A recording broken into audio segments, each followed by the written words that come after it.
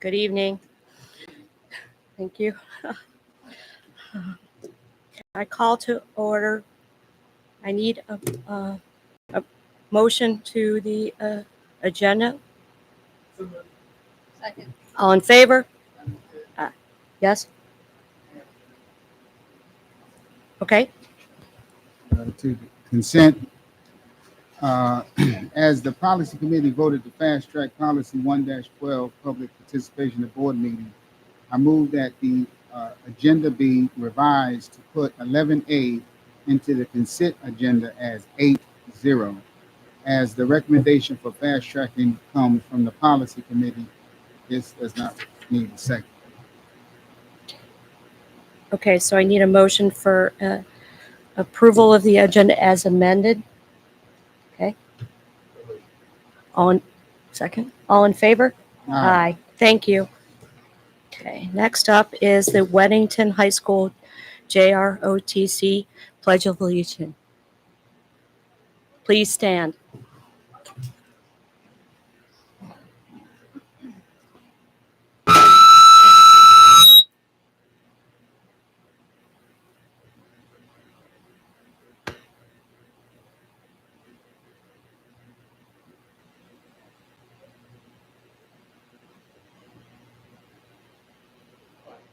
Of the United States of America, and to the republic for which it stands, one nation, under God, indivisible, with liberty and justice for all.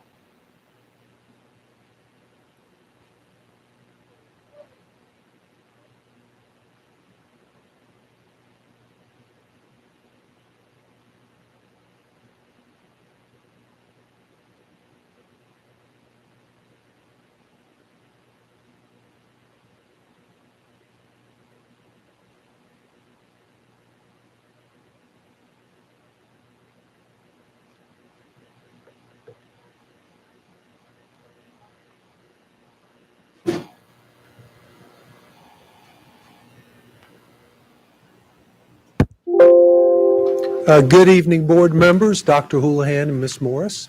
Tonight I come to you, I normally talk about student and staff safety. Tonight I come to you talking about your safety as board members and our team's safety as UCPS team members. At the end of most meetings, you'll see that law enforcement comes up to the front and stands at the front at the end of the meetings. I've been consulting with them over the last few meetings, and we're going to change some protocols. At the end of the meetings, if the board members so choose, they may go to members of the public and speak to them if necessary. Members of the public are no longer going to be allowed to walk up to the table, talk to board members, or talk to UCPS staff. If board members or UCPS staff so choose, they may go to the crowd and talk to members of the public. I have consulted with law enforcement again. We want to make sure your safety is number one, and members of the UCPS team, their safety is number one. Anybody have any questions about that? Thank you. Have a good night. Thank you.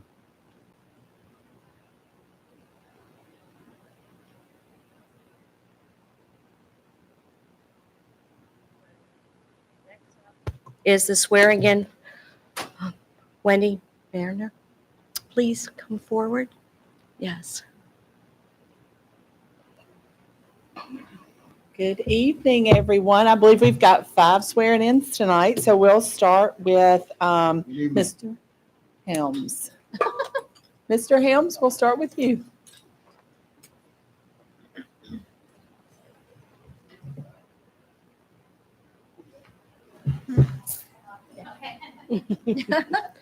Yes. CC, they did. Do solemnly declare that I will support the Constitution of the United States of America. I, Matthew John Helms, do further solemnly and sincerely swear that I will be faithful and bear true allegiance to the state of North Carolina and to the constitutional powers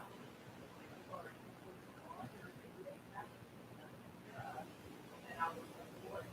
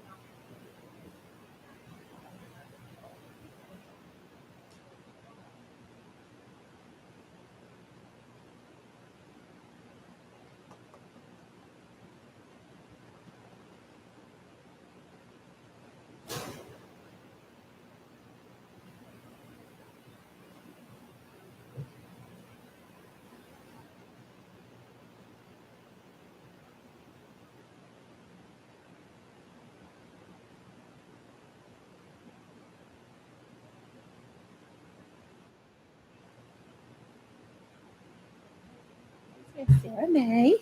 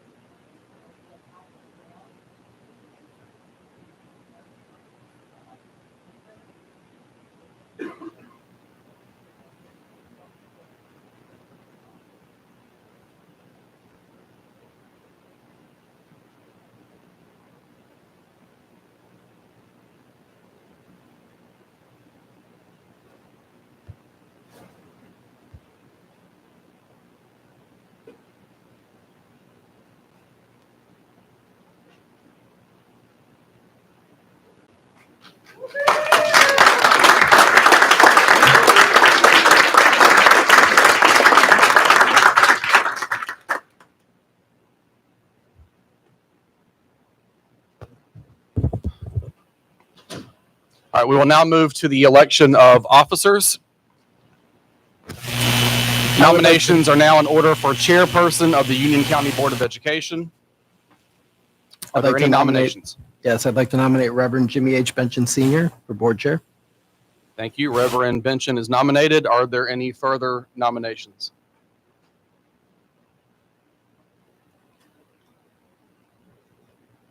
Seeing none, the nominations are closed. All in favor of Reverend Jimmy Benson being elected as the Union County Board of Education Chair, please say aye. All opposed? Congratulations, sir.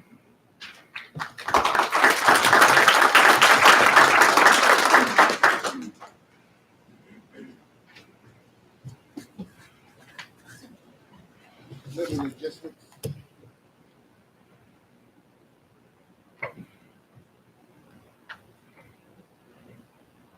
Thank you, Dr. Houlihan.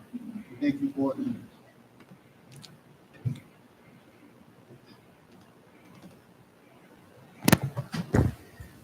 The chair nominations are now in order for vice chairperson of the Union County Board of Education.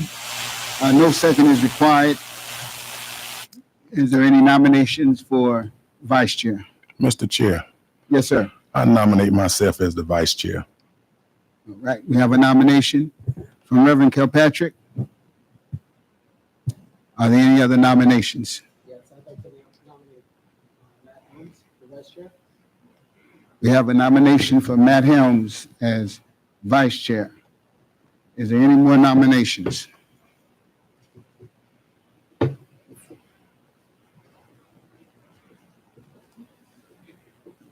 Is there any more nominations? All right.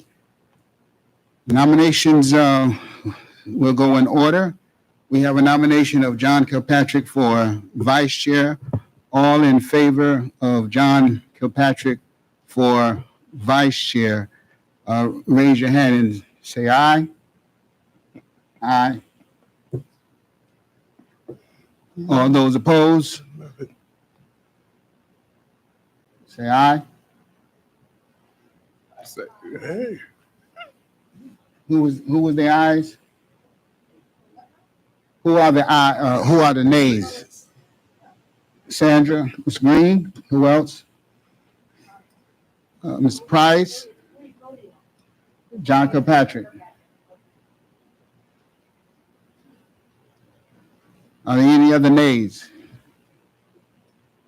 Mr. Mariel. All right. In the opinion, the ayes have it. For Mr. Kilpatrick. No, I don't think that was You all. did? I think they were abstaining. I was in, no. Chair requests stating for Mr. John Kilpatrick, all those in favor of Mr. Kilpatrick, say aye. Aye. That's two. All those opposed, say nay. 1, 2, 3, 4. Nay. So that's 5. All right. That is 5 votes against. All those in favor of Mr. Matt Helms for vice chair, say aye. Aye. 1, 2, 3, 4, 5.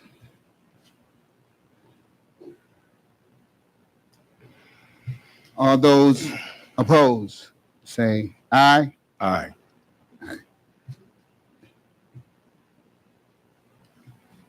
That's only 2.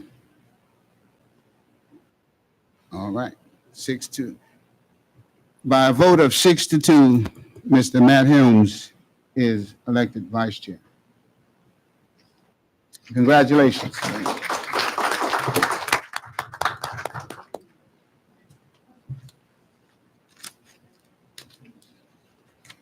Next item on the agenda is the John Crowder Service Award, Weddington High School, Reverend John Kilpatrick. Thank you, Mr. Chair. If you would, please come.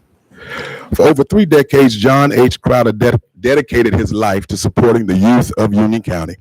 In honor of his enduring contributions and lasting impact, the Union County Board of Education presents the John H. Crowder Service Award every month to recognize exceptional high school students who actively contribute to their school and community. Recipients of the award excel academically and possess a well-established track record of community involvement.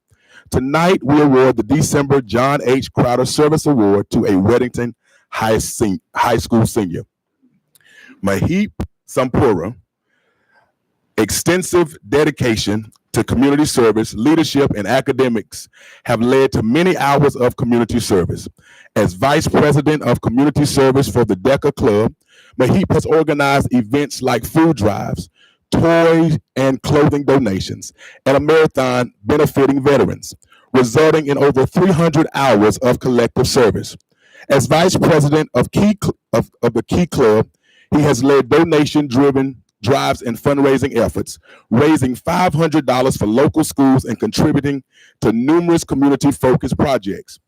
Additionally, he has volunteered at Atrium Health and roles such as patient transport, help desk support, and ER storage organization, earning the President's Volunteer Service Award. As an Eagle Scout, he led a significant service project renovating a Hindu temple involving 200 hours of work, 52 volunteers, and $1,150 in funds. He is also active in the Order of the Arrow, participating in numerous service projects. He teaches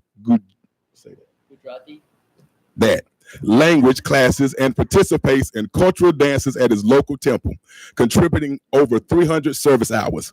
Academically, Mahip maintains a 4.0 GPA and earned recognition as an AP scholar with distinction and a junior marshal. He participated in advanced programs like North Carolina School of Science and Mathematics Summer Ventures and the Governor's School, exploring topics such as microplastic research, numbers theory, and cryptography. Mahip plans to attend college next year to pursue a pre-med track majoring in biology with the ultimate goal of becoming a doctor. Board members and those who have joined us today, please join me in congratulating Mahip Sampura as the December 2024 recipient of the John H. Crowder Service Award.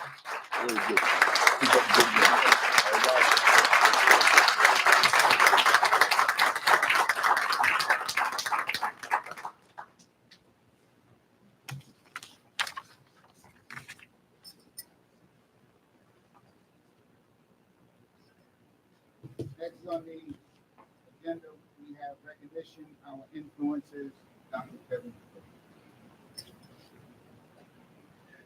Good evening.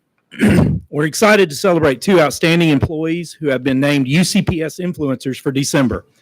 This program recognizes the dedication, passion, and exceptional work ethic of UCPS staff members who go above and beyond daily. What makes the UCPS Influencers program special is that these honorees are nominated by our staff, students, families, and community members, the very people who witness their positive impact every day. I am honored to present Shonda Shaw, a fifth grade teacher at Walter Bickett Elementary, and Alfonso A.J. Olden, a distance learning facilitator at South Providence. I will now invite the nominators to the podium to read their submissions and recognize their honorees' accomplishments. Annette Brown, can you please come up? Good evening. Good evening.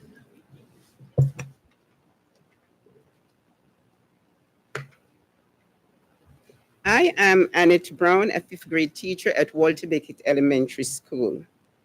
Ms. Shaw, please join me at the podium. Ms. Shaw inspires me because of her ability to inspire her students, adults in the school building, and in her community. Additionally, her efforts are innovative ways of teaching the fifth graders science curriculum and contributed to the tremendous growth in science in 2023 to 2024. Additionally, she is a fifth grade lead teacher and serves on the school leadership and literacy team, where her novel ideas are adopted and implemented to improve the morale and the academics throughout the school. She is such a positive force in the school that she brightens the day and any atmosphere she finds herself in with her laughter and jokes.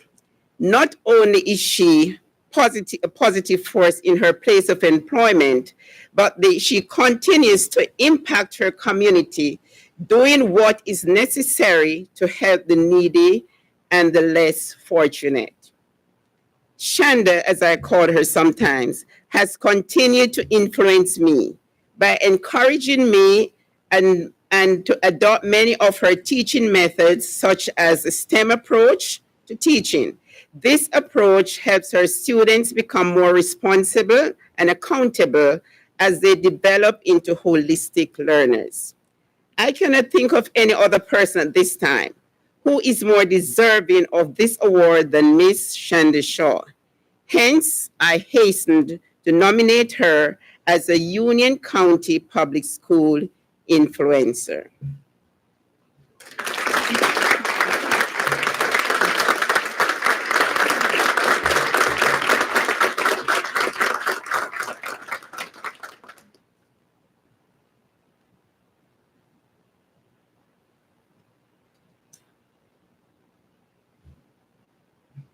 Good evening. I am Jeff Acker. I'm the literacy facilitator at South Providence School. I would like Mr. Olden to join me. Short and sweet. AJ is a consummate professional. There is not one student at South Providence he does not know in some capacity. I'm constantly in awe of the amount he does for kids in our school environment and out in the community. He has immense compassion for the students and staff in our building. AJ is a point of light for us all.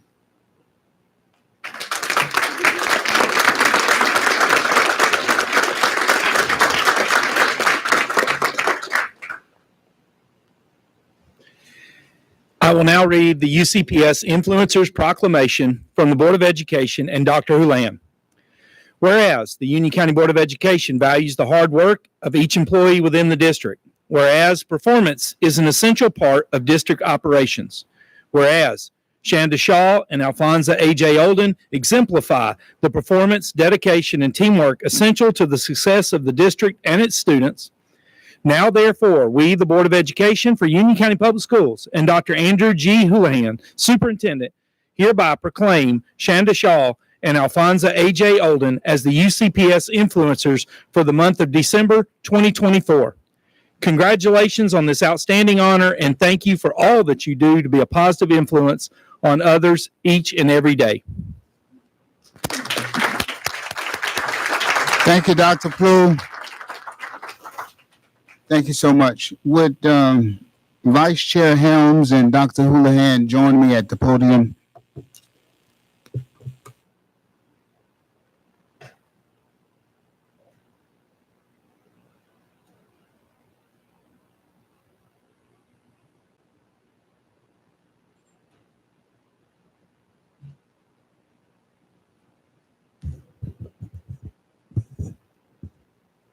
I find it a single honor to have spent the last 2 years. Is this thing on? The last 2 years working alongside one of the great leaders and ladies here in Union County, North Carolina. She has served with distinction, elegance, and she has served well beyond anyone could ever expect. And it would have been my pleasure to have kept her in the chair seat, but on her own, she decided that she would spend these next 2 years just serving this great board as a board member.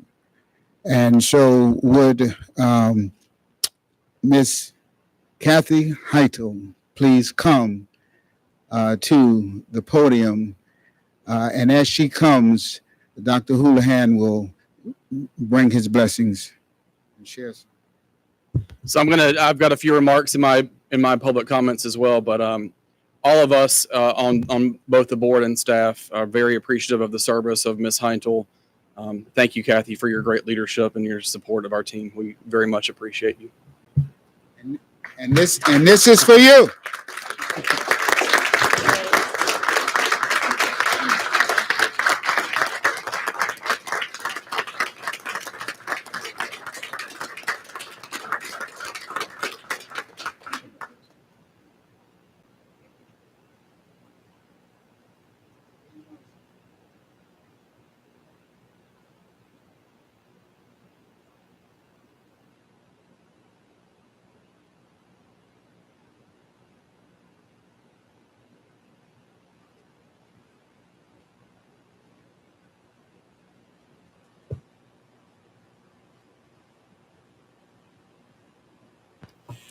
And thank you, Ms. Donna, for making this all possible.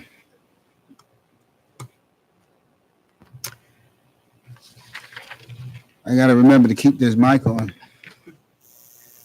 Next, we have our public comments. At every regular meeting of the board, up to 60 minutes have been allotted for public comments. The board will not respond to public comments. However, a member may ask that the chair obtain clarification.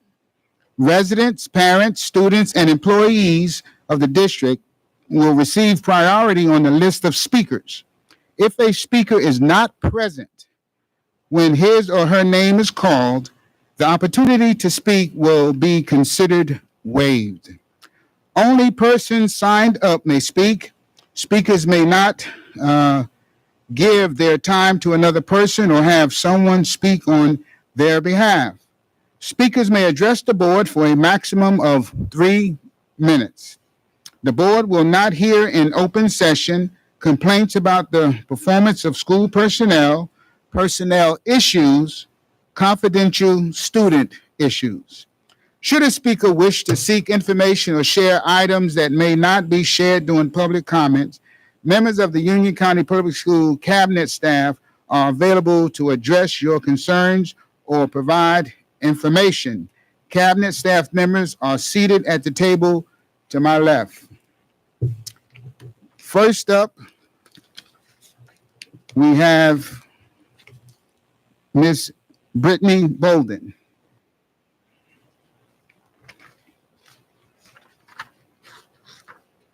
Good evening. Good evening. I love that. Funny story. The week of the last school board meeting was unusually and insanely busy for my family. It seemed as if life had conspired to schedule every special event for all 3 of my children during that 7-day period. Then my family came into town. I'd intended to write a speech thanking Mr. Sides for his service, and I wanted to mention many of the things that he had accomplished during his time on the board. In the midst of all the craziness of that week, I realized that I wasn't going to have the time to properly vet for accuracy all that I wanted to mention. So I decided to go with the sure thing as far as accuracy, and I went with the one that I knew I remembered. Oh, the irony. It's almost like human recall hasn't been research proven and discussed on every crime show to not be all that accurate. But I thought I remembered. Thankfully, my friend Richard Daunt brought my error to my attention, and I'm able to set the record straight and give credit where credit is due. I'm still thankful for Mr. Sides and all he did on this board. Additionally, his colorful way of communicating and candor will be greatly missed. That said, I want to take time tonight to apologize for stating in my speech last month that Mr. Sides was the one who offered the first motion to go mass optional. The person who did that was, in fact, Reverend Jimmy Benson. I'm unbelievably embarrassed for my mistake, as his comments leading up to that motion were quite spectacular and, dare I say, memorable. Again, the irony. If you have time, go to the Union County School Board YouTube page and watch his comments and motion. It will not disappoint. Honestly, I recommend watching the whole May 4th, 2021 meeting. I have now rewatched it and was blown away by just how strange a time that was. Those were some difficult waters to navigate. I am thankful we are through them. I'm still in awe of the way this district and this board blazed a trail of sanity for the whole state. Thank you. And again, my apologies, Reverend Benson. Thank you. Next up, Ms. Nyla White.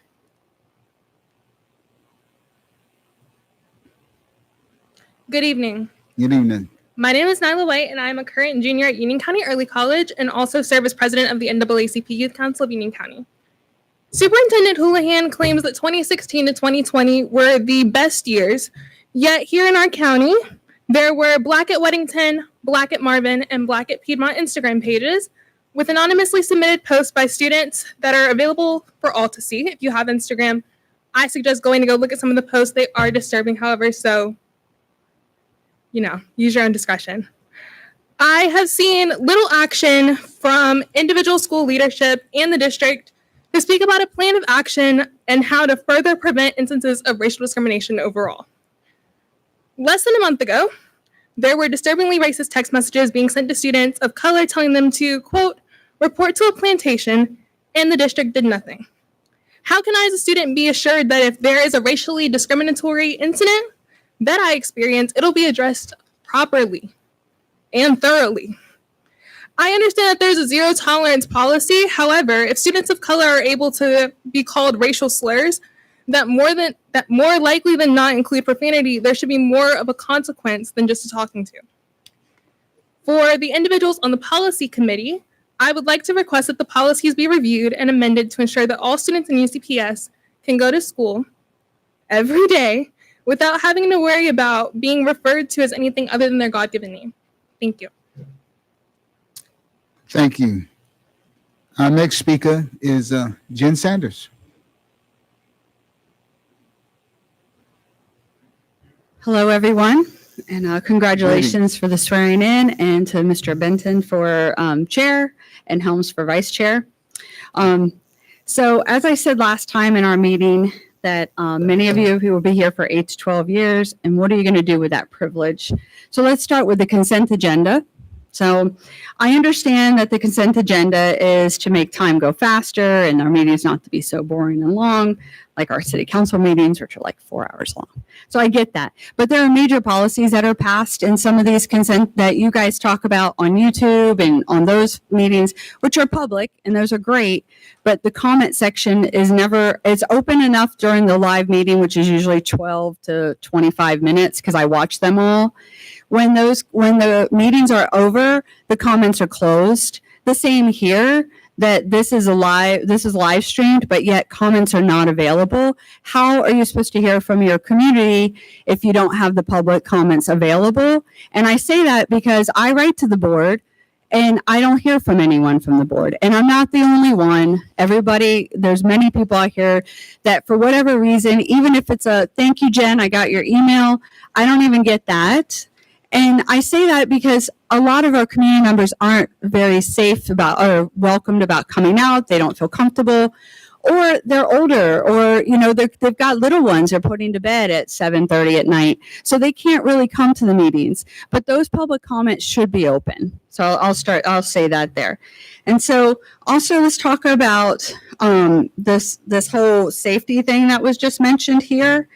When the stance that you're getting ready to make when you have sheriff officers standing in front of you to protect you from the public, I'd really like some clarification on that, because never have I ever threatened anyone on this board, or never have I ever felt that I was invading in your personal space by asking questions.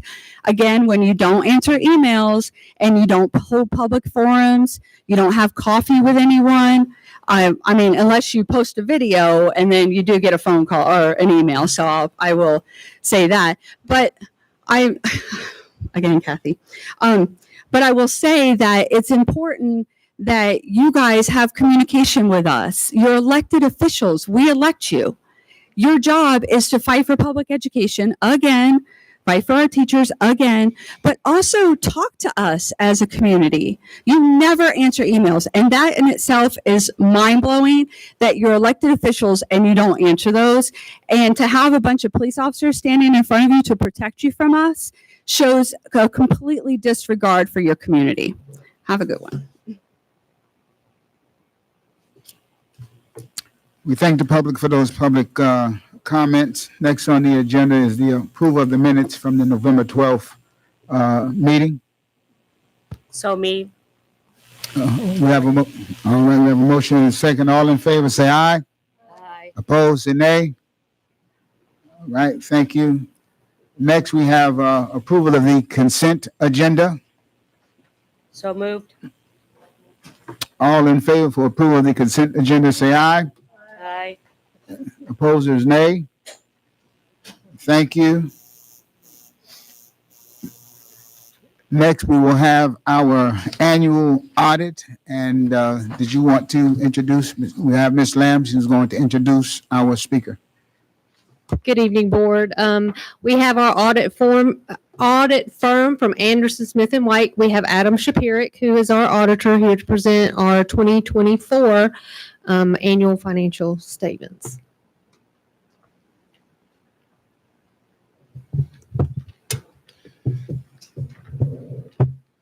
Good evening, board members. Dr. Houlihan.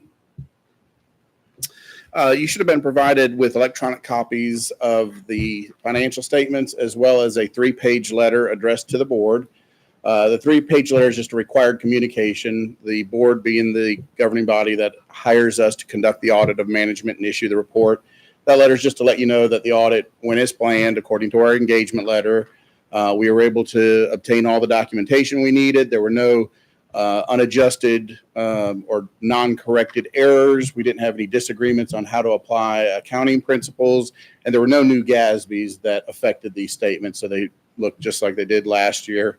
And that's really just the gist of the 3-page letter, just letting you know that the audit went as planned. We have submitted it to the LGC, again, as per the agreement between the board, our firm, and the LGC, and we're waiting for their approval. As always, the financial statements, they're 80 pages, but really a couple of them I think are the most important pages, and I'm going to just go through those and point out a couple of numbers.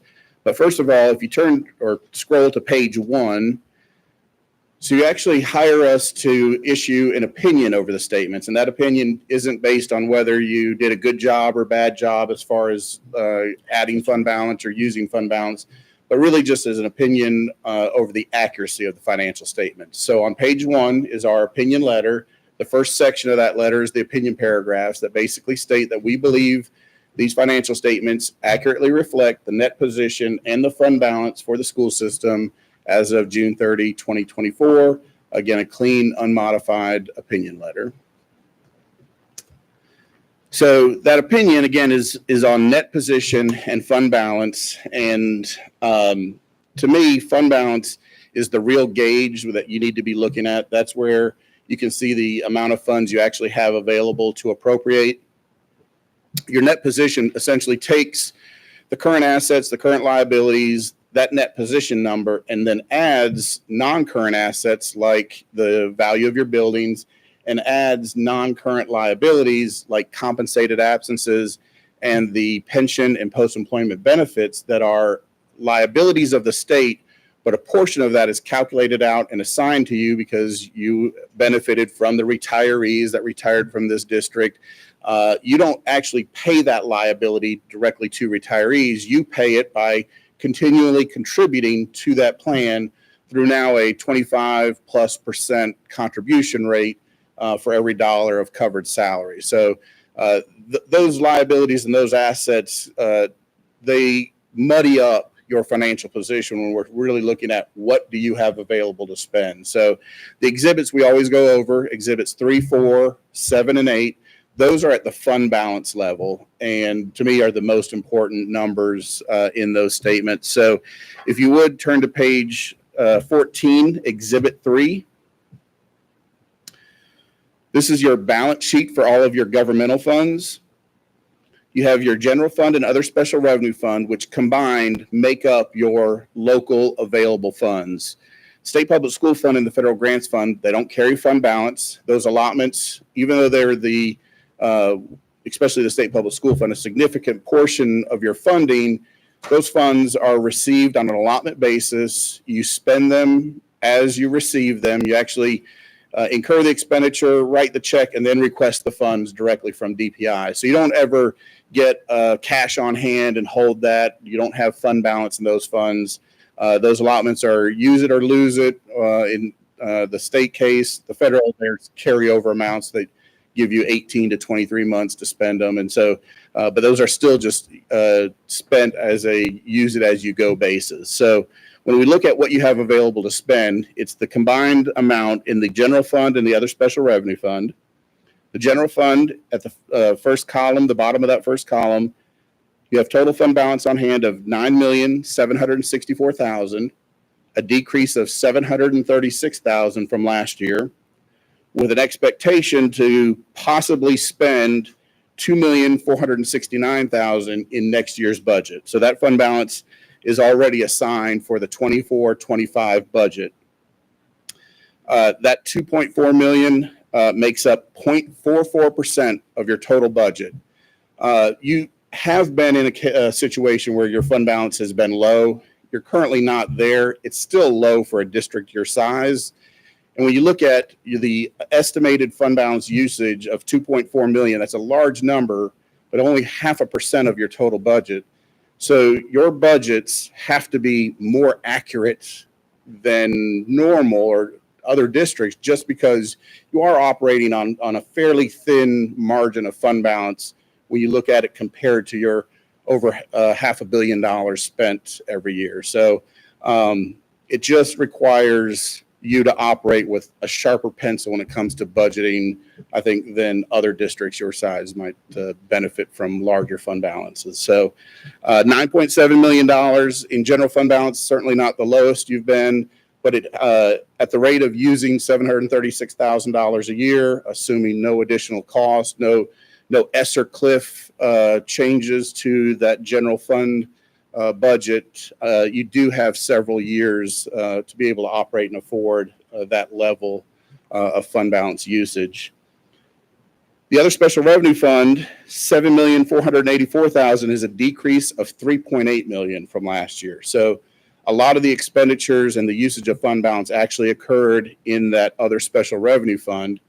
That fund has some restricted sources, Medicaid, NC Pre-K, but also has a lot of non-restricted sources of revenue, indirect cost, interest, tuition and fees that you collect. Over the years, that fund balance has increased thanks to indirect cost collected on the federal grants funds. There's been a significant amount of COVID-19 federal funds received, which you're able to charge essentially overhead cost, a 3% indirect cost rate. And that revenue actually goes into that other special revenue fund. So again, when you really look at what you have available, those two funds combined, totaling $18 million of fund balance, $2.5 million projected to be spent in next year's budget. $3.1 million of the other special revenue fund is restricted, has to be spent on the grant that received the funds.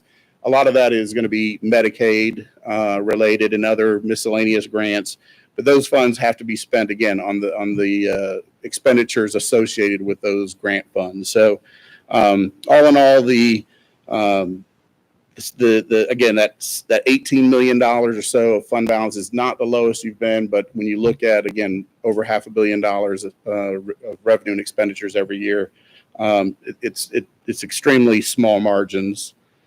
Your capital outlay fund, $2.6 million on hand. It's an increase of $527,000 from last year. And the individual schools, the funds collected for athletics, fundraisers, $5.4 million across all your schools is an increase of $400,000 from last year. Any questions on that balance sheet? If not, if you go 2 pages further. Then we have a question. Yeah, certainly.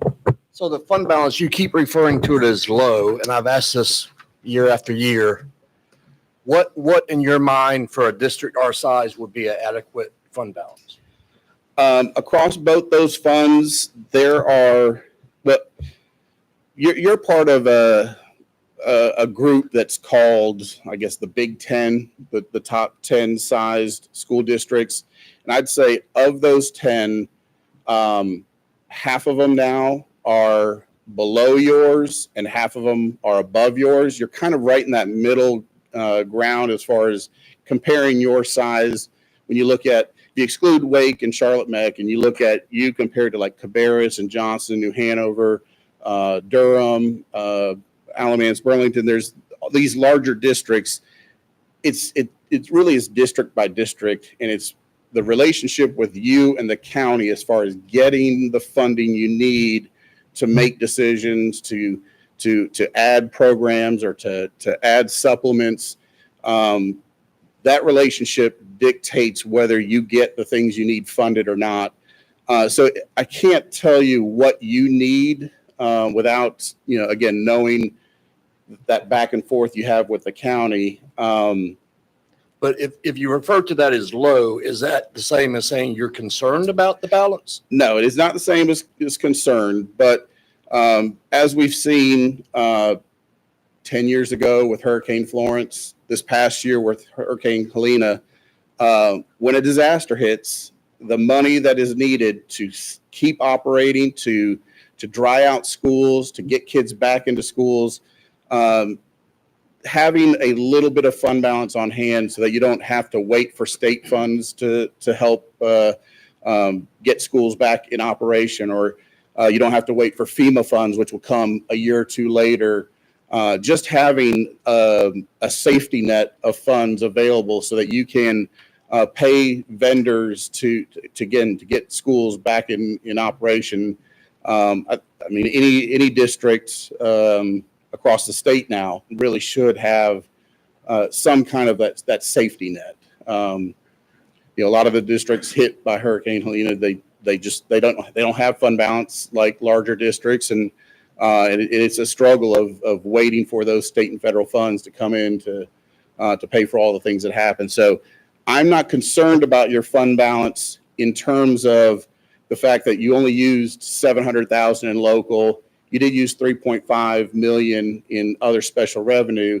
So directionally, using $4 million a year, but having $18 million on hand, you can fund that for 4 more years.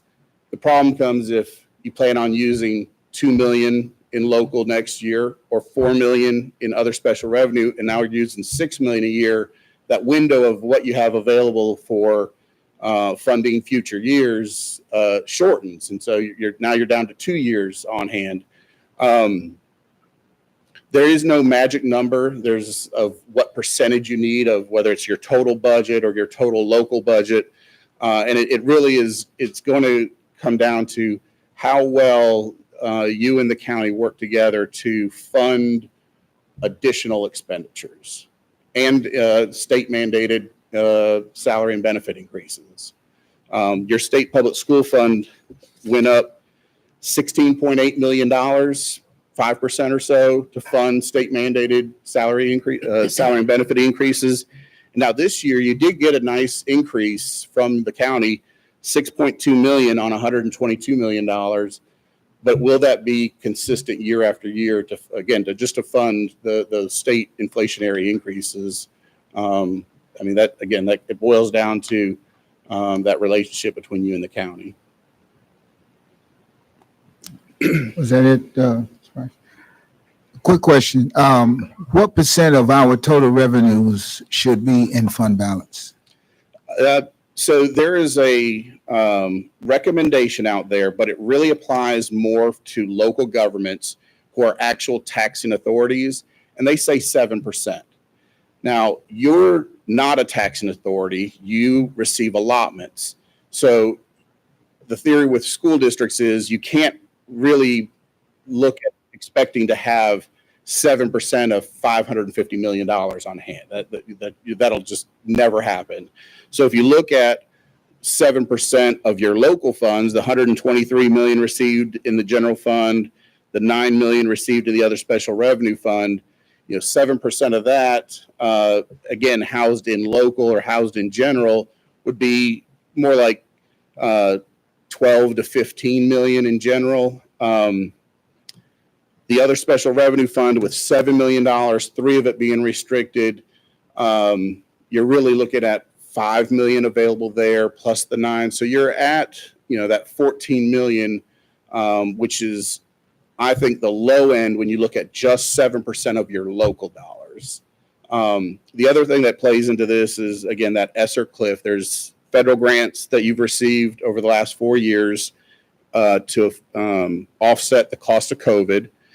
This year, you received $16.7 million of ESSER funds, education stabilization funds, to replace those with local dollars. That's 1 year's worth. That's all your fund balance gone in 1 year.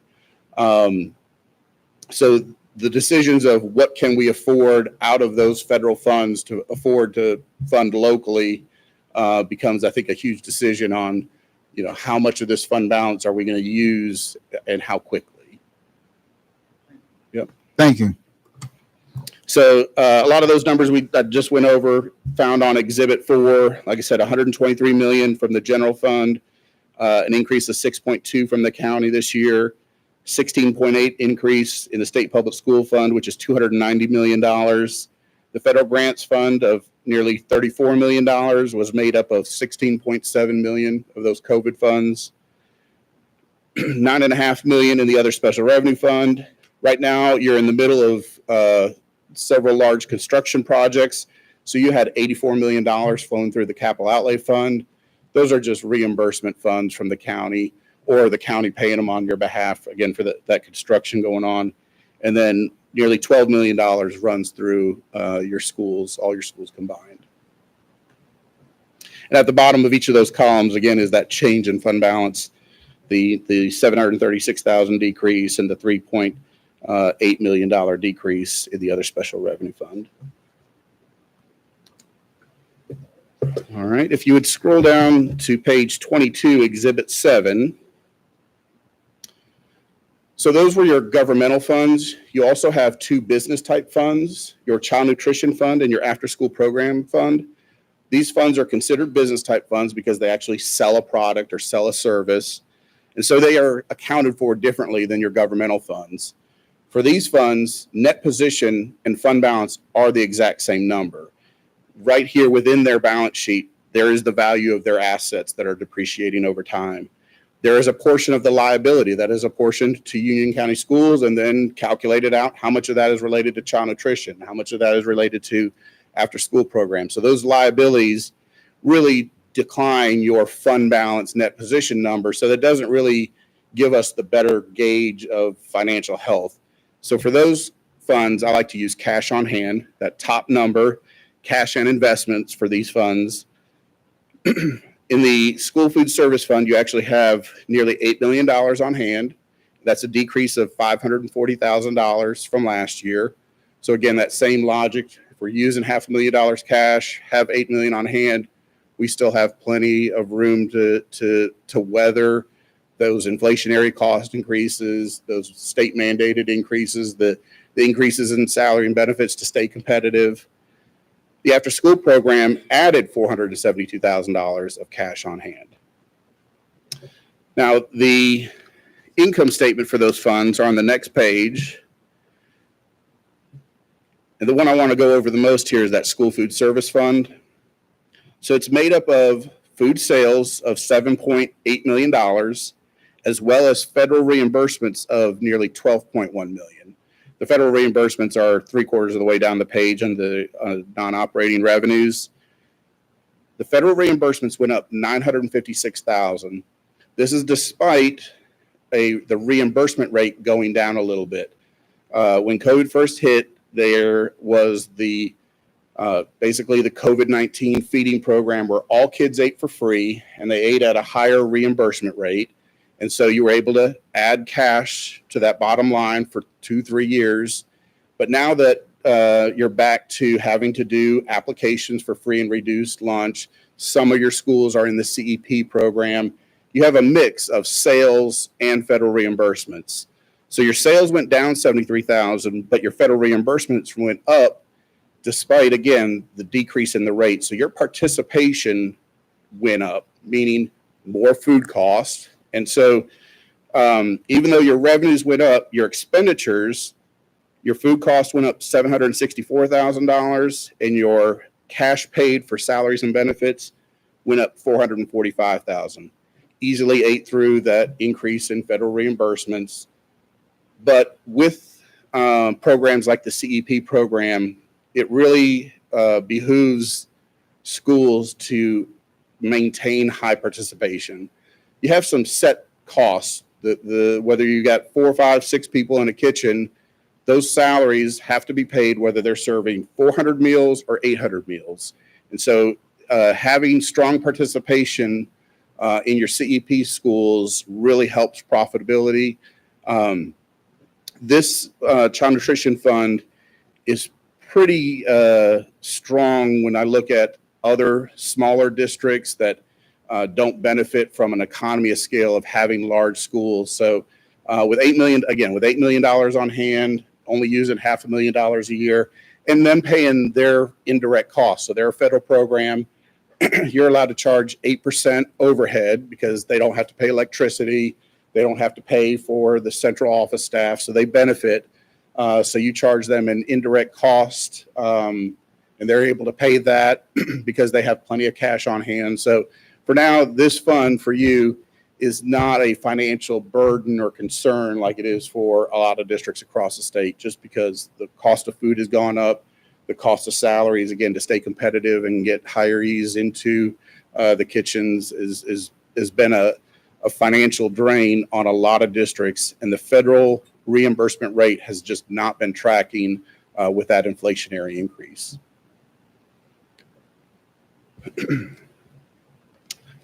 So after that, you have pages and pages of footnotes going over all of your accounting policies, roll forwards of your fixed assets, information on your current assets and current liabilities. I will point you, though, to page 62. So on the topic of the School Food Service Fund, we do have a finding this year on the financial statements. You went over budget on your expenditures in the School Food Service Fund. You have to feed the kids when this program runs out of money. You have to fund it locally. So the budget for this fund really becomes just a matter of creating a beginning budget and maybe doing one or two budget amendments a year. You're not deciding what programs to provide. You don't know what the food costs are going to be. You don't have any idea how participation is going to be affected. And I think just there was an oversight this year on some of the year-end entries related to indirect cost and related to booking commodities. You get free food essentially from the federal government that you have to record as a revenue and expense. And so it caused, after all those adjustments were made, it caused you to be over budget on this fund. There's no penalty, nothing to pay back. So while it is a finding, it doesn't financially affect the school system. But you were $595,000 over budget. And again, that's food costs have gone up. If you're used to having a $22 million budget in that fund year after year after year, it just isn't the same as it was 4 years ago. That $22 million just doesn't go as far. So next, page 65. Our audit is two-part: financial statements, which we've gone over, as well as compliance. So page 65 starts 3 additional letters. The first one over internal controls. We see that the budget violation is a deficiency in internal controls. So the first letter does state that we saw a deficiency, again, in internal controls, which is reported further on. But we noted no other significant deficiencies or material weaknesses in internal controls across all other financial reporting or compliance requirements. The second letter is an opinion letter over federal programs, and then you have an opinion letter over state major programs. Both those, again, are clean, unmodified opinions. We noted no violations of how you spent state and federal dollars that we audited for compliance. And this year, on the federal side, we audited your COVID-19 education stabilization funds and your supporting effective instruction funds. And on the state side, we audited the state public school fund, which has to be audited every year because it's $290 million, as well as your CTE programs, your driver training, and then you also receive free yellow buses from DPI. Those just require you to budget and book those correctly. But those were your major state programs this year. Page 76. Excuse me, I have a question. Oh, certainly. So on the finding, right? Yep. So on the internal control finding, like all GAAP practices were followed, right? So Yep. So explain to me again what the finding is. So he's asked, Just asking for clarity on what the finding was, like what the control gap was. Is my mic not working? Oh yeah, little, yeah.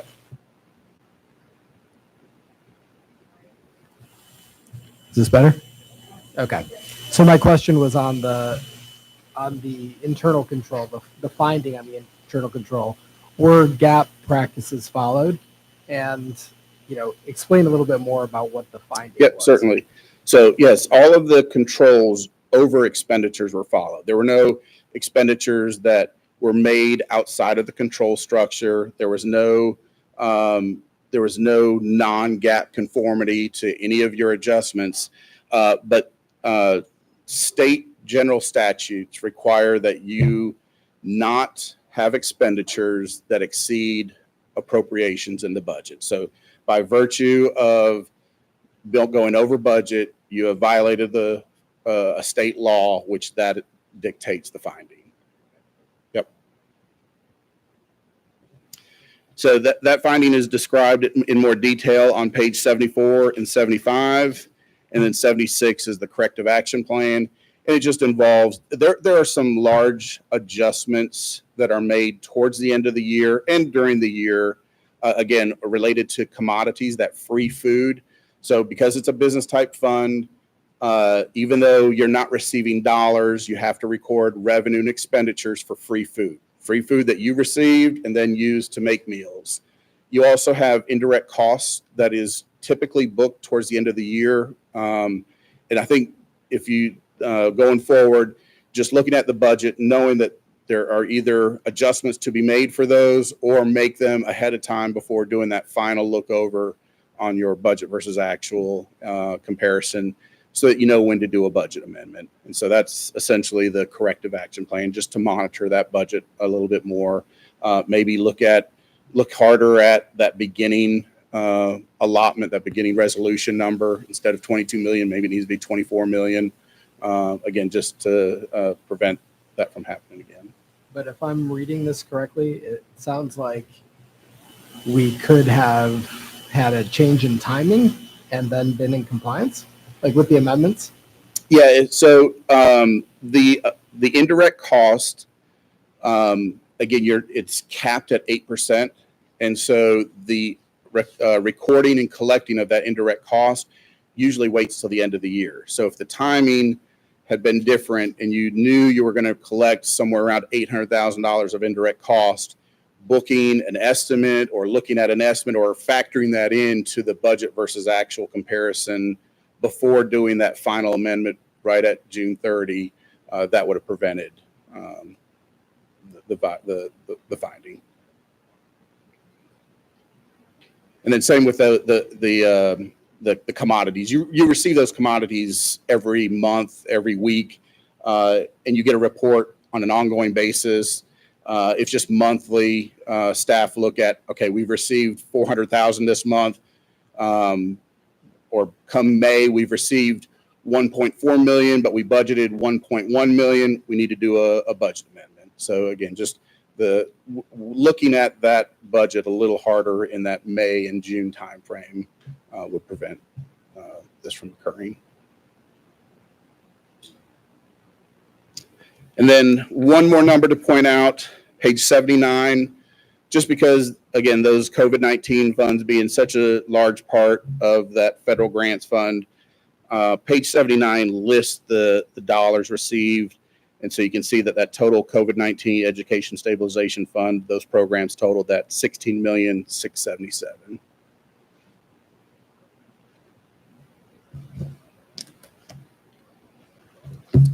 And that's all I've got, unless there's any questions. Any other questions? Thank you. Pleasure seeing you again. Yep, appreciate it. Dr. Houlihan has a comment, and then I have a question. I just want to thank Adam, to you and your team for a successful audit. I also want to thank Ms. McLam and our finance department. There was a lot of angst, concern, questions amongst districts across the nation. Adam and I talked about this. When you come off of a ESSER funding cliff for us, which was $90 million, and the reporting of that, the compliance piece, the auditing of that work, was very stressful. And I just want to commend Ms. McLam and her team for not just managing that aspect of this past year, but also the financial health of the school system. So thank you. And the question I have is that one discrepancy on 76, page 76. Yes. Has that been fixed? So So yes, we do have corrective action. I will have to respond to DPI. We will send a response. They'll want to know what we're doing to make that correction. I'll work with school nutrition to ensure that this isn't a problem in the future.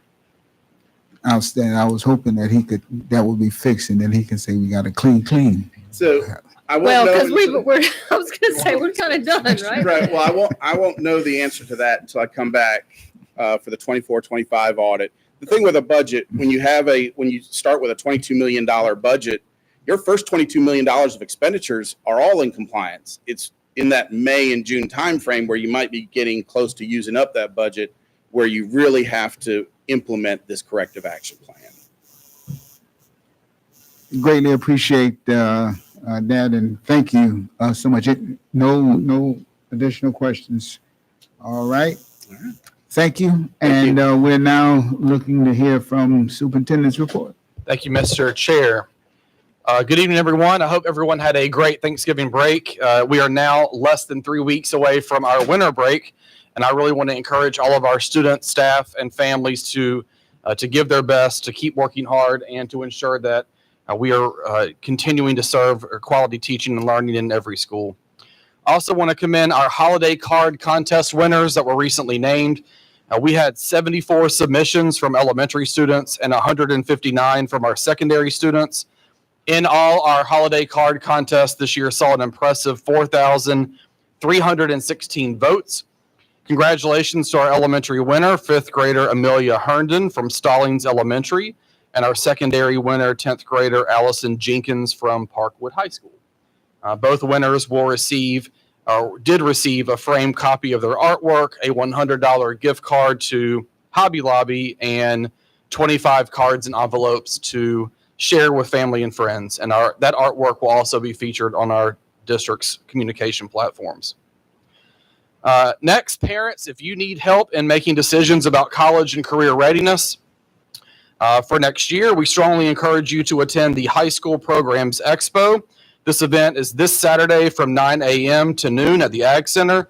We will have many teachers, administrators, and staff that will be available to talk to you about programs, summer camps, and plans to help you prepare your child for high school and beyond. And a big shout out to our college and career readiness departments for all of the work that they put forth for this event. And finally, I want to once again congratulate Reverend Benson on being elected as chair, and to Matt Helms on being elected as vice chair. And I also want to recognize and give a few comments to Ms. Heintel. Ms. Heintel has been a board officer for the last 4 years, serving in both chair and vice chair. Kathy, you've done an excellent job as a leader in our school system, supporting our staff and advocating for the needs of our system. And I just want to say on behalf of our entire senior leadership team, thank you for your leadership. Thank you for your collaborative approach and to our work. And thank you for supporting all things Team UCPS, most importantly during your tenure as chair. Board members, that concludes my report. Thank you. Thank you, Dr. Houlihan. Policy Administrative Guidelines. Yes, good evening, members of the board. Before you tonight, you have revisions to 6 policies and 1 proposed new policy for first review.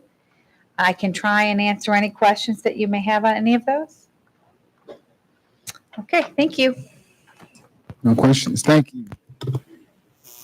Next, board comments.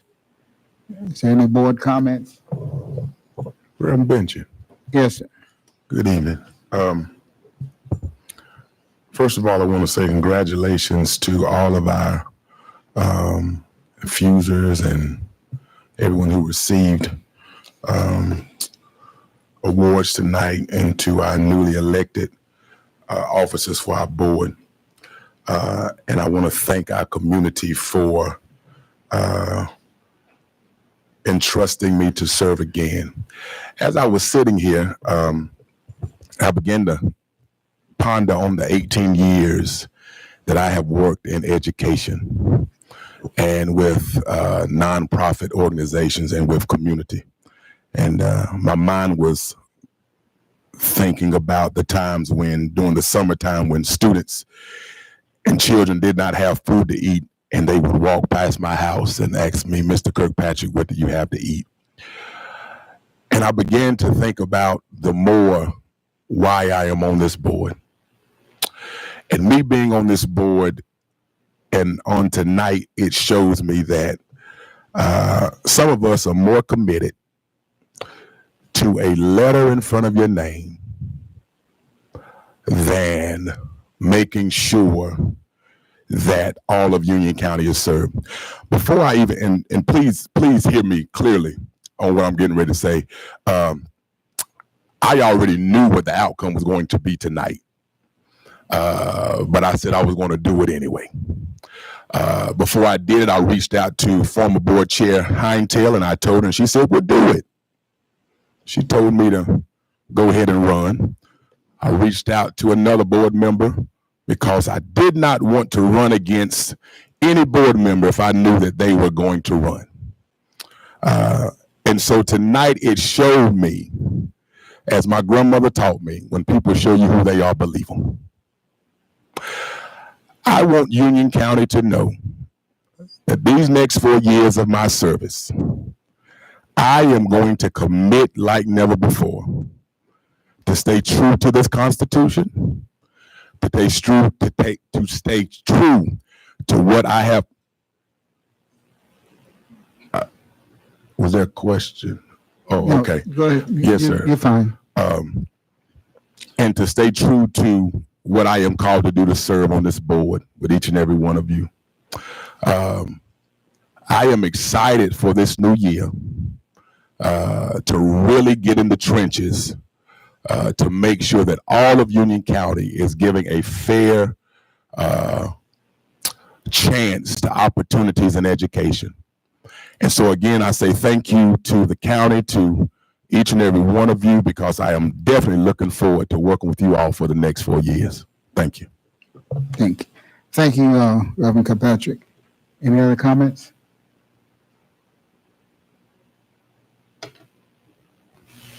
I just wanted to thank Kathy. Is this working? Is that the one that's working? Can y'all hear?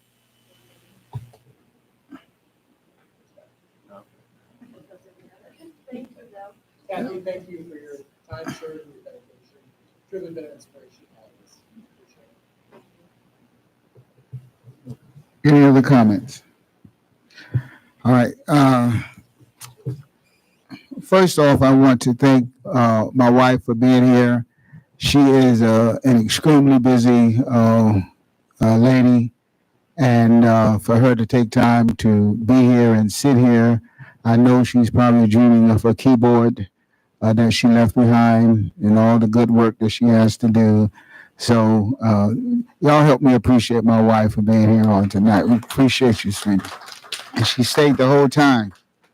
And then I want to thank Reverend Kirkpatrick for just what a blessing it was to dine tonight. Well, I will be dining because I didn't dine yet, but I made sure we got some of that good cake.